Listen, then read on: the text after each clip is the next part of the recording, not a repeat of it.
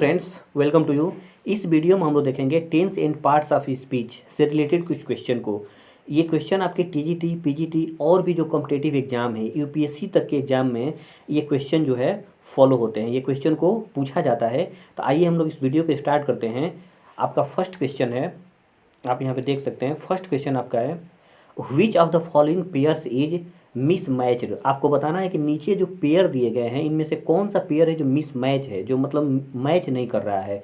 With reference to masculine and feminine, मतलब उसके masculine gender से फेमिनिन जेंडर में, मतलब एक तरफ दिया गया है मास्कुलिन जेंडर और दूसरे तरफ आपका दिया गया है फेमिनिन जेंडर। तो इनमें आपको बताना है कौन सा पेयर है जो मैच नहीं कर रहा है। तो आपका यहाँ पे है दे दिया है, पहला आपका ए है बोअर और उसका है आपका शो। सेकेंड है बक और दूसरा है आपका डो। तो आपका यहाँ बोअर का मतलब होता है शुअर और उसी का अपोजिट हो जाएगा शो। और बक मतलब होता है हिरण, तो उसका अपोजिट हो जाएगा आपका डो। और फॉक्स का आपका हो जाएगा विक्सेन। इसका डी का है आपका बक रैबिट। बक रैबिट इसका ये बक रैबिट का जो फेमिनिन जेंडर होता है वह होता है आपका, वो पी रैबिट नहीं होता है, बक रैबिट का आपका होता है डो रैबिट। ठीक है, तो बक रैबिट का आपका जो फेमिनिन जेंडर होता है वो होता है डो रैबिट। तो यहाँ आपका ऑप्शन होगा डी।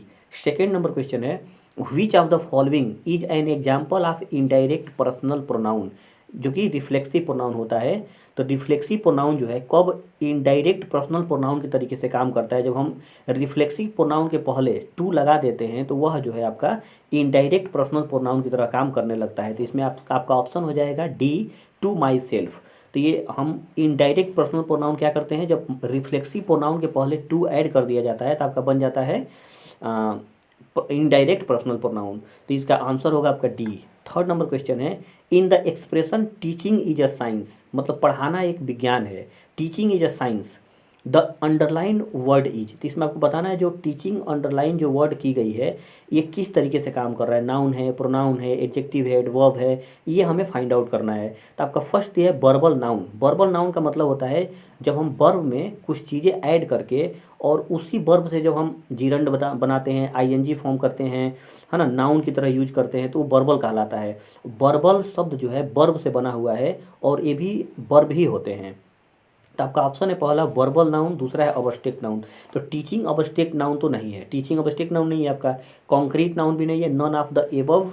तो ये डी वाला ऑप्शन तो होगा नहीं, मतलब कुछ ना कुछ तो वो है। तो आपका टीचिंग जो है यहाँ पे नाउन की तरह काम कर रहा है और टीच से बना है टीचिंग।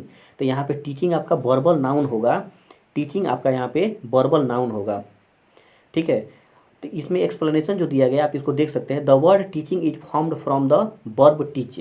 जो वर्ब आपका जो टीचिंग है टीच से बना हुआ है बाय एडिंग आईएनजी। तो जब हम टीच में आईएनजी ऐड कर देते हैं तो बन जाता है टीचिंग।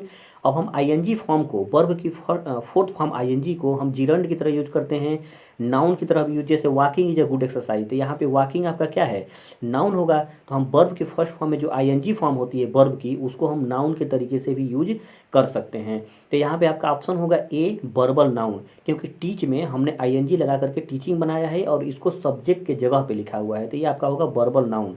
तो ऐसे में आप बहुत सारे जितने आप जितना चाहें उतना वर्बल नाउन फॉर्म कर सकते हैं। जब आप किसी भी वर्ब में आईएनजी जब आप ऐड कर देंगे तो वो बन जाएगा आपका वर्बल नाउन। ठीक है, उसको आप जब सब्जेक्ट के जगह पे लिख देंगे तो नाउन के तरीके से काम करने लगेगा। ठीक है, इसका एक्सप्लेनेशन हम लोगों ने देखा। 4 नंबर क्वेश्चन देखते हैं, in the following in the formation of nouns, noun के फॉर्मेशन में फ्रॉम द वर्ब, जब हम वर्ब से नाउन बनाते हैं तो which of the following is not correct. इनमें से आपको बताना है कि कौन सा करेक्ट नहीं है। तो एब्डिकेट, एब्डिकेट का नाउन होता है एब्डिकेशन, ये करेक्ट है आपका। बी है एब्डिकेट, एब्डिकेट इसका जो है एबडक्शन, ये नहीं होता है। जो कि ऊपर बनाया गया एब्डिकेट का क्या होता है, एब्डिकेशन, जो कि करेक्ट है। और एब्डिकेट का एबडक्शन नहीं होता है, ये रॉन्ग है।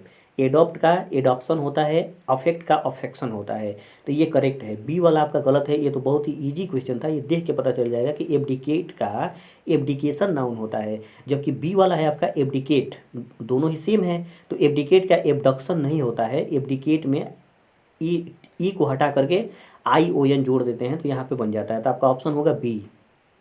5 नंबर क्वेश्चन है, ऐड आपका ए और एन दोनों बताना है कि ए हम कहाँ लगाते हैं और द कहाँ लगाते हैं।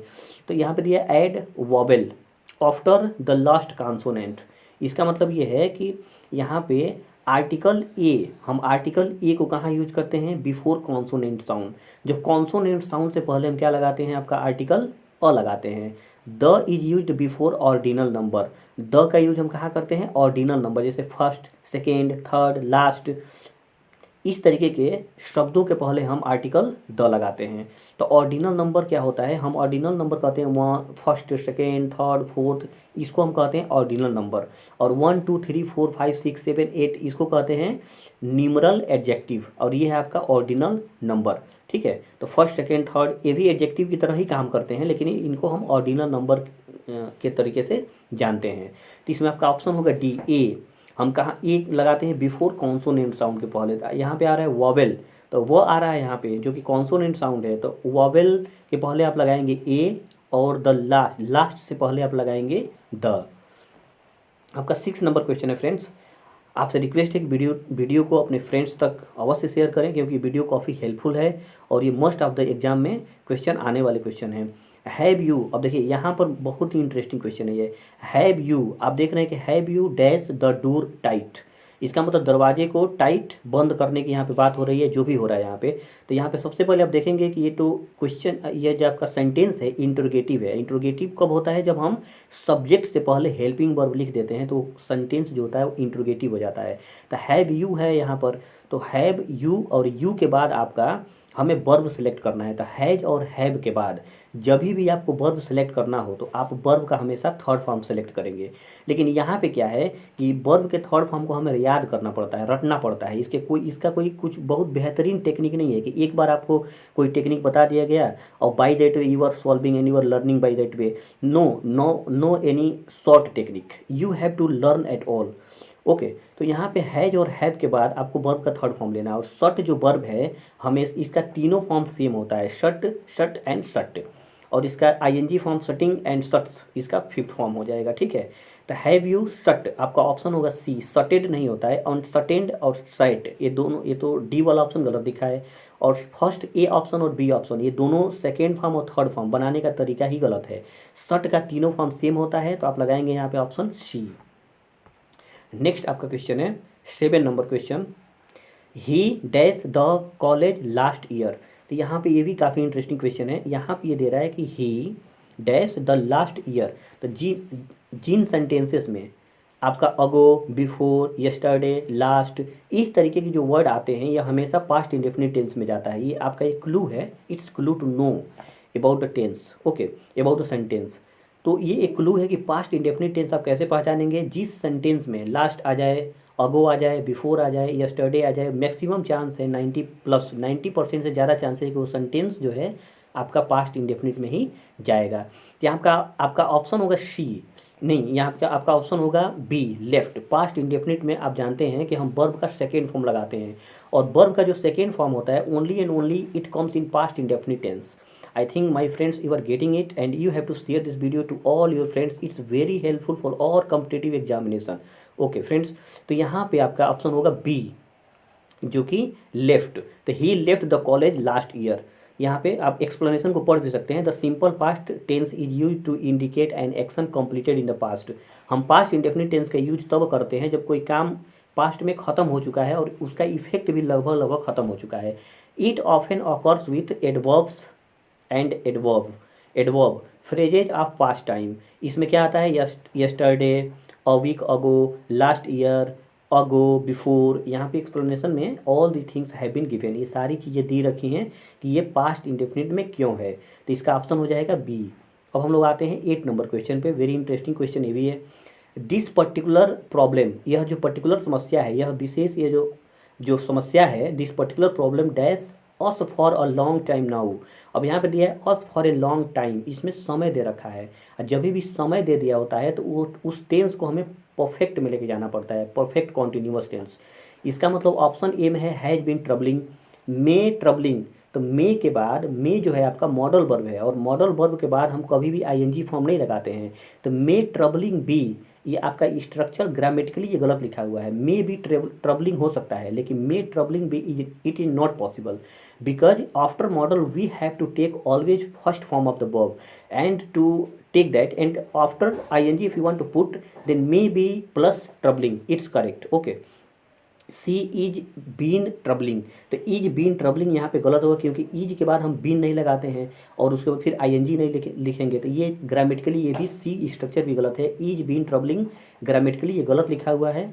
डी क्या है, हैज बीन ट्रबल्ड, तो हैज बीन ट्रबल्ड यहाँ पे आपका हो जाएगा पैसिव वॉइस, जो कि अकॉर्डिंग टू सेंटेंस इसको पैसिव वॉइस में हमें नहीं लिखना है, ये होगा दिस पर्टिकुलर प्रॉब्लम, यह जो विशेष समस्या है, हैज बीन ट्रबलिंग अस, हमें परेशानी दे रही है, फॉर ए लॉन्ग टाइम, बहुत ही लंबे समय से, मतलब यह जो पर्टिकुलर समस्या है हमें लंबे समय से परेशान करती आ रही है, तो इसका ऑप्शन होगा A correct, has been troubling. यहाँ पे एक्सप्लेनेशन दिया गया, आप इसको पढ़ सकते हैं very clearly, all the things has been describe in the explanation. Okay, now we are going to 9 number question. He is disappointed, वह डिसअपॉइंट है, डिसअपॉइंट का मतलब होता है थोड़ा सा निराश होना, हताश होना, है ना, तो he is disappointed at not. और देखिए यहाँ पे एट आया हुआ है, जब भी प्रीपोजिशन आता है और प्रीपोजिशन के बाद आपको वर्ब लिखना है तो उस वर्ब में आप हमेशा आईएनजी लगा करके लिखेंगे। यहाँ पे एट प्रीपोजिशन है और इसके बाद हमें लगाना है वर्ब, तो वो वर्ब किस फॉर्म में होगा, आईएनजी फॉर्म में होगा, तो यहाँ पे आपका ऑप्शन हो जाएगा बी, हैविंग गॉन, माने ही इज डिसअपॉइंटेड, वो जो डिसअपॉइंटेड है at not having gone to see any play while he was in Kolkata, तो यहाँ पे आपका ऑप्शन होगा बी, हैविंग गॉन, क्योंकि एट के बाद हम क्या लगाएंगे, आईएनजी फॉर्म लगाएंगे। Perfect participle is appropriate in the given sentence, इसमें होगा परफेक्ट पार्टिसिपल। 10 नंबर क्वेश्चन है the masculine gender of goose, तो इसका आपका आंसर हो जाएगा सी, जेंडर, ठीक है, इसका आपका ऑप्शन हो जाएगा सी, जेंडर, जबकि नीचे एक्सप्लेनेशन भी आप देख सकते हैं, ठीक है, यहाँ पे आपका ड्रैग का ड्रैग हो जाएगा, ड्रोन का बी हो जाएगा, ठीक है, तो यहाँ पे 10 नंबर क्वेश्चन का जेंडर होगा, जो कि आपको रट लेना है। ये जो मस्कुलिन और फेमिनिन होते हैं इसका कोई एग्जैक्ट टेक्निक नहीं होता है बनाने का कि कौन सा वर्ड मस्कुलिन होगा, तो इसका ये फॉर्मूला है, इससे आप फेमिनिन बना लीजिए, इसको आपको रटना ही पड़ता है, तो आप इसको रट लेंगे। हार्डली यहाँ पे 11 number question, hardly C reached, अब देखिए यहाँ पे ये क्वेश्चन जो है hardly C reached her home, तो यहाँ पे हार्डली आया हुआ है, डीड सी, हम डीड यहाँ पे नहीं लेंगे, जब डीड लगाएंगे हम लोग ऑप्शन को इलिमिनेट करके देख लेते हैं कि कौन कौन सा ऑप्शन करेक्ट लिखा हुआ है, कौन कौन सा ऑप्शन जो है आपका गलत लिखा हुआ है। तो हार्डली सी हैड रीच्ड, बहुत ही मुश्किल से, तो जब भी हार्डली वर्ड आता है तो सेंटेंस जो है इंटेरोगेटिव नहीं होता है, जबकि हमें सेंटेंस का जो हेल्पिंग वर्ब होता है उसे हमें सब्जेक्ट से पहले लिखना होता है, तो इसमें आप देखेंगे तो सी लिखा हुआ है, जबकि इसके साथ हेल्पिंग वर्ब नहीं आया है, जो कि ये रॉन्ग है। आपका ऑप्शन होगा बी, जो कि पहले हेल्पिंग वर्ब है उसके बाद सब्जेक्ट है, ये कुछ हद तक करेक्ट है। सी देख लेते हैं, डीड आया है, जब भी पास्ट इंडेफिनिट टेंस में डीड आता है तो उसके बाद वर्ब का सेकेंड फॉर्म नहीं आ सकता है, हमेशा फर्स्ट फॉर्म आएगा, इसका मतलब सी भी गलत है और ए भी गलत है। ऑप्शन डी देखेंगे आप तो इसमें सी हैड लिखा हुआ है, जो कि जब हार्डली आता है और सेंटेंस इंट्रोगेटिव नहीं होता है तो हम लोग क्या करते हैं, हैड को या हेल्पिंग वर्ब को सब्जेक्ट से पहले कर देते हैं, तो इसका ऑप्शन करेक्ट होगा बी, हैड सी हो जाएगा यहाँ पे, तो 11 का हो जाएगा B. 12 number question is the last question for the today dear students and my friends. The boss wanted to know, जो बॉस है चाहता था क्या, टू नो मतलब जानना।